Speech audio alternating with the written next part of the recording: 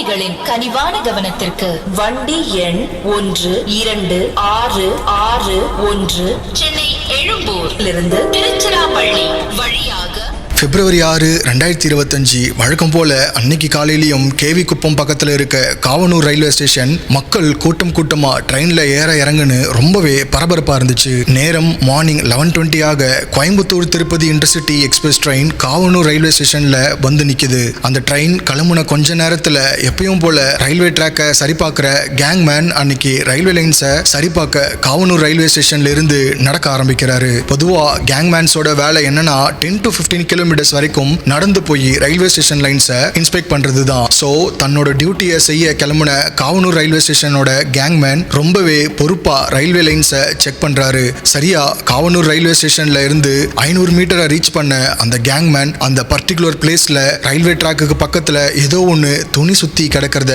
பாக்குறாரு. பாக்குறதுக்கு துணி மூட்டை மாதிரி தெரிஞ்சாலும் அங்க ஏதோ தப்பா இருக்குன்னு அந்த கேங்மேனோட இன்ஸ்டிங் சொல்லுது. உடனே பக்கத்துல போய் பார்த்த கேங்மேனுக்கு ஒரு செகண்ட் தூக்கி வாரி போடுது. நம்ம பாக்குறது உண்மைதானான்னு ஒரு நிமிஷம் யோசிக்க வைக்குது. அப்படி அதிர்ச்சியை ஏற்படுத்துற அளவுக்கு கேங்மேன் அங்க பார்த்தது அரகுர துணியோட ரத்த வெள்ளத்துல கிடக்கிற ஒரு பொண்ணோட பாடிய. தலையில பலமா அடிபட்டு ரத்தம் சொட்ட ஒரு கை உடைஞ்சிருக்க, இன்னொரு கை முட்டியில அடிபட்டு சத கிழிஞ்சி எலும்பு வெளியே தெரிய அங்கிருந்தும் அதிகப்படியான ரத்தம் வழிஞ்சிட்டு இருந்திருக்கு. அந்த பொண்ணோட உடம்புல இருந்து ஆழமான காயங்கள். கலவரம் கலந்த பார்வையில பார்த்துட்டு இருந்த கேங்மேனோட கண்கள் இப்போ அந்த பொண்ணோட மூடின கண்களை பாக்குது. அந்த நிமிஷம் அவரோட கண்கள் அதிர்ச்சியில விரியுது. உடனே அங்கிருந்து கொஞ்ச தூரத்துல தலை தெறிக்க ஓடினவரு அங்கிருந்த ஒரு வீட்டோட கதவை தட்டுறாரு. அந்த கதவுகளும் திறக்குது. அந்த வீட்டுல இருந்து வெளியே வந்த ஒரு லேடி வேர்த்து போய் பீதியில நிக்கிற கேங்மேன் கிட்ட என்னாச்சு, ஏதாவது பிரச்சனையா அப்படின்னு கேக்குறாங்க. அதுக்கு அவரும் மூச்சு வாங்க கொஞ்சம் தண்ணி கொடுங்க அப்படின்னு கேக்குறாரு. உடனே வீட்டுக்குள்ள போய் ஒரு வாட்டர் கேன் நிறைய தண்ணி எடுத்துட்டு வந்த அந்த லேடி அதை கேங்மேன் கிட்ட கொடுக்க அவரு அதை குடிக்காம மறுபடியும் ரயில்வே ட்ராக்கை நோக்கி ஓடுறாரு. பிகாஸ் அவரு தண்ணி கேட்டது அவருக்காக இல்ல, அடிபட்டு கிடக்கிற அந்த பொண்ணுக்காக. எஸ், அவங்க ஒன்னும் இறந்து போகல. அந்த பொண்ணோட கண்ணை பார்த்தப்ப அவங்களோட ஐபால் மூவ் ஆகுறத நோட் பண்ணிருக்காரு. எப்படியாவது அவங்க உயிரை காப்பாற்றணும்னு நினைச்சு முதல்ல தண்ணி குடுக்கலாம்னு யோசிச்சு தலை தெறிக்க ஓடி இருக்காரு. சோ வாட்டர் கேனை வாங்கின கேங்மேன் நிக்காம ஓட ஏதோ பிரச்சனை போலன்னு நினைச்ச அந்த லேடியும் அந்த கேங்மேனுக்கு பின்னாடியே ஓடுறாங்க. அடுத்ததா கொண்டு வந்த தண்ணிய கேங்மேன் அந்த பொண்ணோட வாயில ஊத்த அரகுறையா கிழிந்த ஆடையோட கிடந்த அந்த பொண்ணை பார்த்து பதறி போன அந்த லேடி எதை பத்தியும் யோசிக்காம தொங்கி கிடக்கிற அந்த பொண்ணோட தலைய மெதுவா தூக்கி அவங்களை எழுப்ப ட்ரை பண்றாங்க. ஆனா எந்தவித அசைவும் இல்ல. வாயில ஊத்தின தண்ணியும் தொண்டையில இறங்கல. நிலைமை இன்னும் மோசமா மாறதுக்கு முன்னாடி ஹாஸ்பிட்டலுக்கு கொண்டு போகணும்னு யோசிச்ச கேங்மேன் உடனே ஆம்புலன்ஸ்க்கு கால் பண்றாரு. அடுத்ததா ரயில்வே போலீஸ் ஸ்டேஷனுக்கு கால் பண்ணி நடந்த விஷயங்களை சொல்லி போலீஸ அங்க வர வைக்கிறாரு. அதுல இருந்து சில நிமிஷத்துல ஆம்புலன்ஸ் சம்பவ இடத்துக்கு வர நர்ஸ் அந்த பொண்ணுக்கு ஃபர்ஸ்ட் எய்ட் கொடுக்கறாங்க. ஃபார்ச்சுனேட்லி அது வரைக்கும் மயக்கத்துல இருந்த அந்த பொண்ணு லைட்டா கண்ணை திறக்கிறாங்க. அப்படி சுயநினைவுக்கு வந்தவங்க ஏதோ முணுமுணுக்கிறாங்க. அதை கவனிச்ச நர்ஸ் உங்களுக்கு ஒன்னும் இல்ல, தைரியமா இருங்கன்னு ஆறுதல் சொல்லி ஏதாவது சொல்லணுமான்னு கேட்கறாங்க. அதை கேட்ட அந்த பொண்ணு ரத்தம் சொற்ற அவங்களோட கைய நடுக்கத்தோட தன்னோட வயிறு மேல வச்சு என்னோட குழந்தைன்னு சொல்லிட்டு மறுபடியும் மயங்குறாங்க. எஸ், அந்த பொண்ணு கர்ப்பமா இருந்திருக்காங்க. ரயில்வே ட்ராக் பக்கத்துல அடிபட்டு கிடக்கிற இந்த பொண்ணை பார்க்கும்போது ட்ரெயின்ல இருந்து தவறி விழுந்திருப்பாங்களா, இல்லனா யாராவது ட்ரெயின்ல இருந்து தள்ளி விட்டுருப்பாங்களா, ஆடை கிழிஞ்சி அலங்கோலமா இருக்கிறத பார்த்தா யாராச்சும் பாலியல் ரீதியா துன்புறுத்தி இருப்பாங்களா, அந்த பொண்ணுக்கு அன்னைக்கு நாள் என்னதான் நடந்தது? நம்ம சேனல்ல பல வழக்குகளை பார்த்திருக்கோம். அப்படி பார்க்கிற ஒவ்வொரு வழக்கும் நமக்கு ஒரு புது லேர்னிங்க கொடுத்துட்டு தான் போகும். கண்டிப்பா அதே மாதிரி தான் இன்னைக்கு பார்க்க போற இந்த வீடியோவும் இருக்க போகுது. நீங்க ட்ரெயின்ல அடிக்கடி போகக்கூடிய ஆளா இருந்தா 1 மினிட் டீப் பிரெத் எடுத்துக்கிட்டு ஹெட்போன்ஸை போட்டுக்கிட்டு இந்த வீடியோவை பாருங்க. நீங்க மற்ற சேனல்ல பாக்குற மாதிரி நடந்த சம்பவத்தை மட்டுமே சொல்றதுன்னு இல்லாம அந்த நிகழ்வுல நடந்த ஒவ்வொரு அடியும் ஒவ்வொரு நொடியும்னு நீங்க பக்கத்துல இருந்து பாக்குற ஒரு ரியல் டைம் எக்ஸ்பீரியன்ஸ் உங்களுக்கு கிடைக்கும். நீங்க இப்பதான் இந்த சேனலுக்கு ஃபர்ஸ்ட் டைம் வரீங்கன்னா உடனே சப்ஸ்கிரைப் செஞ்சு இணைஞ்சிடுங்க. The wait is over. Let's get into the case. நீங்க பார்த்துட்டு இருக்கிறது ஆனந்த் ஆர்கிவ் யூடியூப் சேனல். நான் உங்க ஆனந்த்.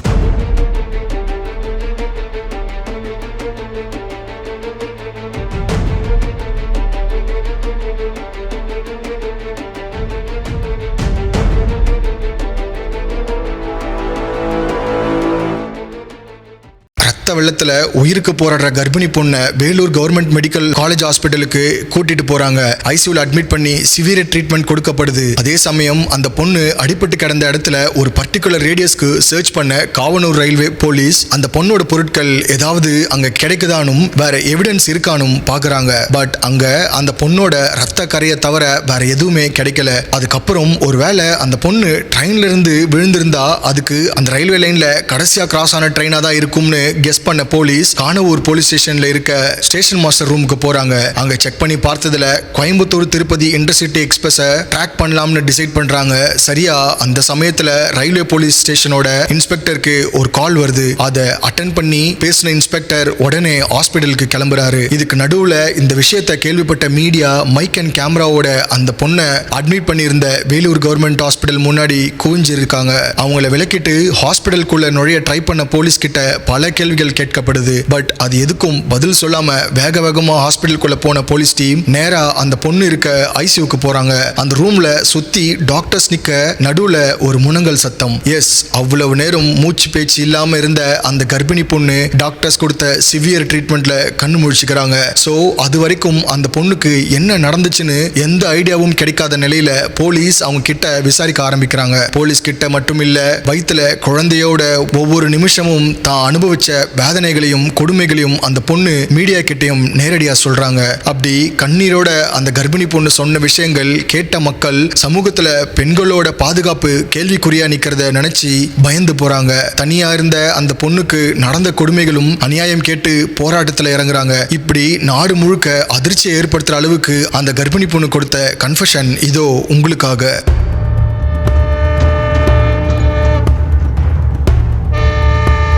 உடம்புல இருக்க காயங்கள் ஒரு பக்கம் வாட்ட நடந்த சம்பவங்கள் பத்தின பதட்டத்தோட பேச ஆரம்பிச்ச அந்த கர்ப்பிணி பொண்ணு அவளோட பேரையும் அவங்களுக்கு வயசு 36 அப்படின்னு சொல்றாங்க. அடுத்ததா அவங்களும் அவங்களோட ஹஸ்பண்டும் திருப்பூர் பனியன் கம்பெனில வேலை பார்க்கறதாவும் இப்ப அவங்க கன்சீவா இருக்கிறதால திருப்பதியில இருக்க அவங்க அம்மா வீட்டுக்கு கிளம்பினதாகவும் சொல்றாங்க. இதுக்காக அன்னைக்கு காலையில, அதாவது பிப்ரவரி 6ஆம் தேதி காலையில 6:45க்கு அவங்களோட ஹஸ்பண்ட் அவங்கள கோயம்புத்தூர் திருப்பதி இன்டர்சிட்டி எக்ஸ்பிரஸ்ல ஏத்தி விட்டுருக்காரு. மனைவி மட்டும் தனியா போறாங்க. சோ அந்த டிராவல் சேஃப்டியா இருக்கும்னு நினைச்சவரு தன்னோட ஒய்ஃபை லேடிஸ் கம்பார்ட்மெண்ட்ல ஏத்தி விட்டுருக்காரு. பட் அதுவே அவரோட மனைவிக்கு ஆபத்தா மாற போகுதுன்னு அப்ப அவருக்கு தெரியாது. எஸ், அம்மா அப்பாவை பார்க்க போறோம் அப்படிங்கிற சந்தோஷத்துல ஸ்டார்ட் ஆன அந்த பொண்ணோட ஜேர்னி அதே சந்தோஷத்தோட கூட இருக்க பேசஞ்சர்ஸ் கிட்டையும் சகஜமா பேசிக்கிட்டே கண்டினியூ ஆகுது. ஈரோடு, சேலம்னு அடுத்தடுத்த ஸ்டேஷன்ல பல பேர் ஏற பல பேர் இறங்கன்னு நிறைய பயணிகளோட ஓடுன அந்த ட்ரெயின் பர்டிகுலரா லேடிஸ் கம்பார்ட்மெண்ட் ஜோலார்பேட்டை ஸ்டேஷன் வந்ததும் சட்டுன்னு காலி ஆகுது. கூட டிராவல் பண்ண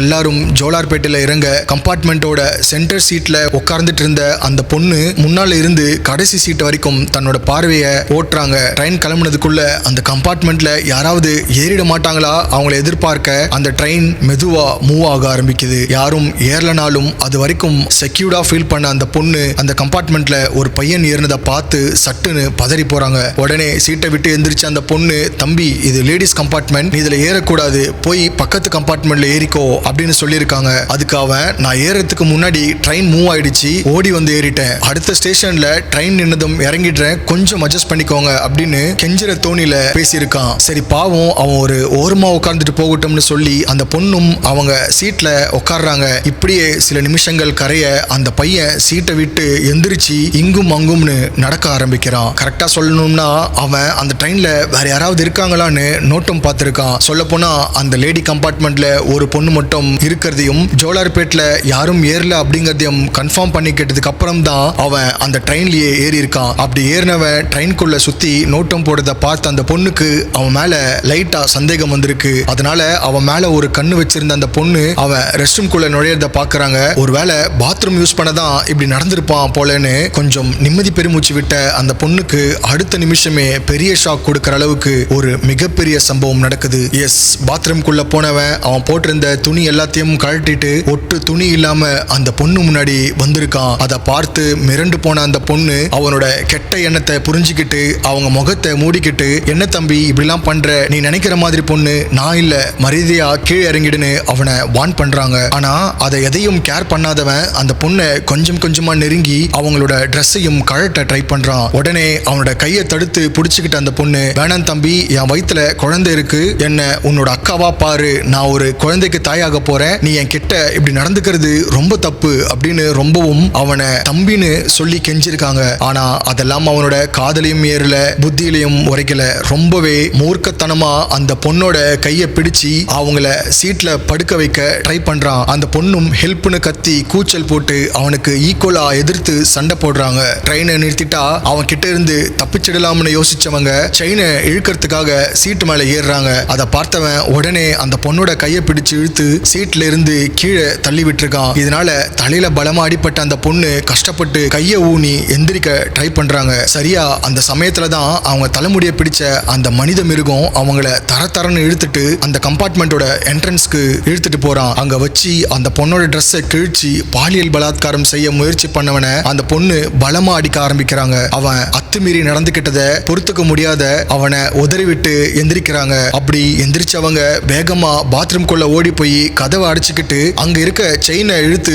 ட்ரெயினை நிறுத்திடலாம்னு யோசிக்கிறாங்க. அந்த நினைப்போட 2 அடி எடுத்து வச்ச அந்த பொண்ணோட கையை பிடிச்சவன் அப்படியே அந்த கையை பின்னால இழுத்து வெறி பிடிச்ச மாதிரி இறுக்கி உடைக்கிறான். கையெலும்பு உடைஞ்ச நிலைமையிலையும் அந்த பொண்ணு வலி தாங்க முடியாம அங்கேயே சுருண்டு விழுறாங்க. அதோட அவனோட மிருகதனத்தை நிறுத்தாதவன் அந்த பொண்ணை ட்ரெயின்ல இருந்து தள்ளிவிட பாக்குறான். ஆனா அவ்வளவு வேதனையிலையும் வலியிலையும் அந்த பொண்ணு தன்னோட கோழி குஞ்ச பாதுகாக்க சாத்தியமில்லாத உயரத்துக்கு பறக்கிற தாய்க்கோழி மாதிரி அவங்க வயித்துல இருக்க அவங்க குழந்தைய காப்பாத்துற வைராக்கியத்துல அவங்களோட ஒரு கை உடைஞ்சிருந்தாலும் இன்னொரு கையால ட்ரெயின் கம்பிய கெட்டியா பிடிச்சுக்கிறாங்க. கொஞ்சம் யோசிச்சு பாருங்க, நம்ம உடம்புல சின்ன அடிபட்டாலே நம்ம எனர்ஜி பாதியா குறைஞ்சிரும். அப்படி இருக்கப்ப தனியா இருக்க ஒரு கர்ப்பிணி பொண்ணு கை உடைஞ்ச நிலைமையிலையும் அவங்க கான்பிடன்ஸ் விடாம அந்த பொம்பளை பொறுக்கி கூட போராடி இருக்காங்க. 5 நிமிஷம் இல்ல, 10 நிமிஷம் இல்ல, கிட்டத்தட்ட 30 நிமிஷத்துக்கு அந்த பொண்ணோட போராட்டம் தொடருது. ஆனா இன்னும் கொஞ்சம் நேரத்துல காட்பாடி காவனூர் ரயில்வே ஸ்டேஷன் வந்துடணும்னு நல்லா தெரிஞ்சு வச்சிருந்தவன் அந்த பொண்ணை ட்ரெயின்ல இருந்து தள்ளி விட்டுட்டு அங்க இருந்து எஸ்கேப் ஆயிடலாம்னு டிசைட் பண்ணிருக்கான். சோ மனசாட்சி இல்லாத அந்த சைக்கோ மிருகம் அந்த பொண்ணோட தலையை பிடிச்சு கம்பியில முட்டை வைக்கிறான். இதனால அந்த பொண்ணு அன்கான்சியஸ் ஆறாங்க. கெட்டியா கம்பியை பிடிச்சிருந்த அவங்களோட கை தளர்ந்து போகுது. இதுக்கப்புறம் பாதி மயக்கத்துல இருந்த அந்த பொண்ணோட ஒரு கையை வெளியே தள்ளினவன் ஓடுற ட்ரெயின்ல இருந்து அந்த வாயும் வயிறுமா இருக்க அவங்கள வெளியே தள்ளி விட்டுருக்கான். அடுத்து விறுவிறுன்னு ட்ரெஸ் பண்ணிக்கிட்டு காவனூர் ரயில்வே ஸ்டேஷன் வர்றதுக்கு முன்னாடியே எப்படி ஓடுற ட்ரெயின்ல ஏறினானோ அதே மாதிரி ட்ரெயின் மூவ் ஆயிட்டு இருந்தப்பவே இறங்கி அங்கிருந்து எஸ்கேப் ஆயிருக்கான். இதுக்கப்புறம் தான் ரயில்வே ட்ராக்கு பக்கத்துல அடிபட்டு கிடந்த அந்த பொண்ணை கேங்மேன் பார்த்து ஹாஸ்பிட்டல்ல அட்மிட் பண்ணிருக்காரு. அந்த கொடூர சைக்கோ இவ்வளவு மோசமா தாக்கியும் ஓடுற ட்ரெயின்ல இருந்து அந்த அப்பாவி பொண்ணை தள்ளி விட்டும் அவங்க உயிரோட இருக்கிறதுக்கு அவங்களோட மன வலிமை ஒரு காரணமா இருந்தாலும் அதுக்கு இன்னொரு முக்கியமான காரணமும் இருக்கு. காட்பாடி காவனூர் ரயில்வே ட்ராக்ல ரிப்பேர் ஒர்க் நடந்துட்டு இருந்ததால அந்த ட்ராக் வழியா போற ட்ரெயின்ஸ் எல்லாமே மெதுவா மூவ் ஆயிட்டு இருந்துச்சு.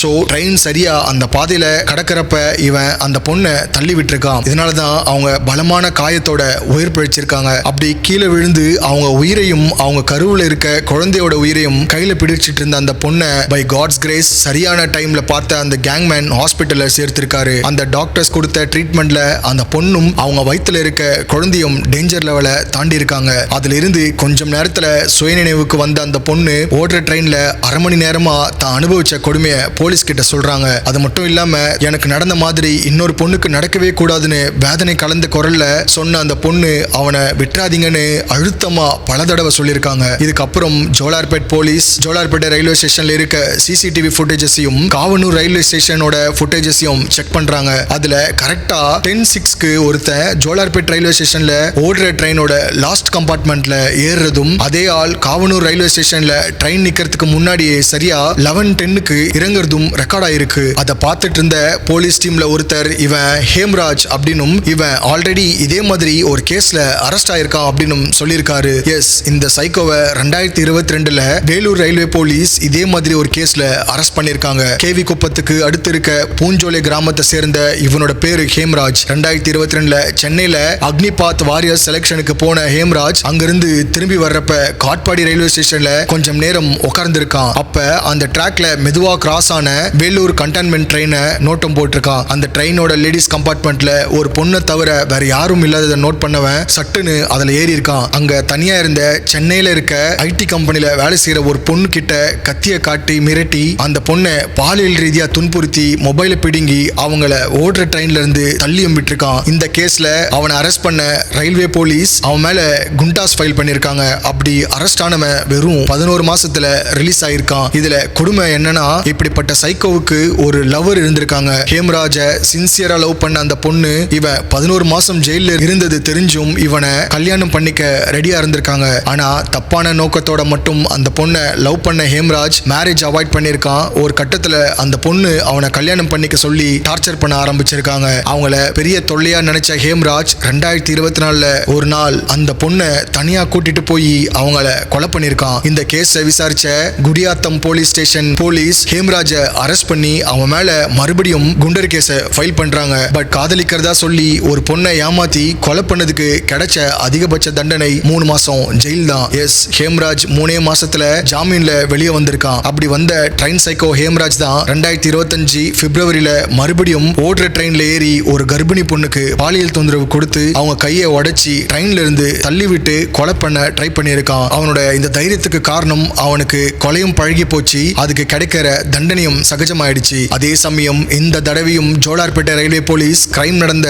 12 மணி நேரத்துல ஹேம்ராஜ அரெஸ்ட் பண்றாங்க. அவனும் தான் பண்ண அரக்கத்தனமான விஷயங்களை ரொம்பவே கேஷுவலா ஒத்துக்கிறான். இதுக்கப்புறம் போலீஸ் அவனை கோர்ட்ல ஆஜர்படுத்த ஜட்ஜ் ஹேம்ராஜ ஜுடிஷியல் கஸ்டடியில வச்சு மேற்கொண்டு விசாரிக்க சொல்லி ஆர்டர் போடுறாரு. இப்போ வரைக்கும் ஹேம்ராஜுக்கு எந்த ஜட்ஜ்மெண்ட்டும் கொடுக்கப்படல. இதுக்கப்புறம் அவனுக்கு கொடுக்க போற தண்டனையாவது கடுமையானதா இருக்கணும். இதுதான் ஒட்டுமொத்த தமிழ் மக்களோட கோரிக்கையாகவும் இருந்துச்சு. அதை வலியுறுத்தி மக்கள் போராட்டங்களும் நடத்தினாங்க. கொஞ்சம் யோசிச்சு பாருங்க, இது வரைக்கும் ட்ரெயின்ல தனியா போற 2 பொண்ணுங்களை குறி வச்சு தாக்கினவன் இந்த ட்ரெயின் சைக்கோ ஹேம்ராஜ். அதுவும் காட்பாடி ஜோலார்பேட் சரௌண்டிங்ல தொடர்ந்து 2 சம்பவம் நடந்திருக்கு. இப்படிப்பட்டவனை அப்படியே விட்டுட்டா அவன் பெரிய சீரியல் கில்லரா மாறக்கூட வாய்ப்பு இருக்கு. சோ சட்டம் அவனுக்கு அதிகபட்ச தண்டனையை கொடுக்கறது மூலமா இதுக்கு மேல அவனால இன்னொரு பொண்ணு பாதிக்கப்படாம இருக்கணும். அண்ட் அவனால கடைசியா பாதிக்கப்பட்ட அந்த கர்ப்பிணி பொண்ணோட கோரிக்கையும் இதுதான். இதுல நாம கவனிக்க வேண்டிய இன்னொரு விஷயம் என்னன்னா, எல்லா ட்ரெயின்ஸ்லயும் லேடிஸ் கம்பார்ட்மெண்ட் கடைசியில் இருக்கிறதுனால தான் ஹேம்ராஜ் மாதிரியான ஆளுங்க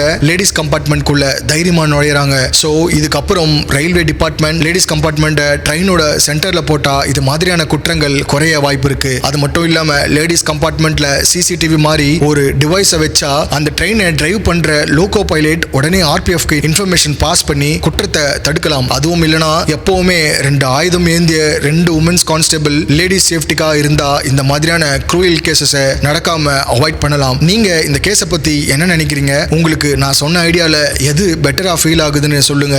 ஆர் இதை தவிர உங்களுக்கு வேற ஏதாச்சும் ஐடியா இருந்தாலும் கமெண்ட் செக்ஷன்ல சஜஸ்ட் பண்ணுங்க. உங்க ஃபேமிலியில இல்லனா ஃப்ரெண்ட்ஸ் யாராச்சும் அடிக்கடி ட்ரெயின்ல டிராவல் பண்றவங்க இருந்தா உடனே இந்த வீடியோவை ஷேர் பண்ணி அவங்களுக்கு உங்க கேரிங்க தெரியப்படுத்துங்க.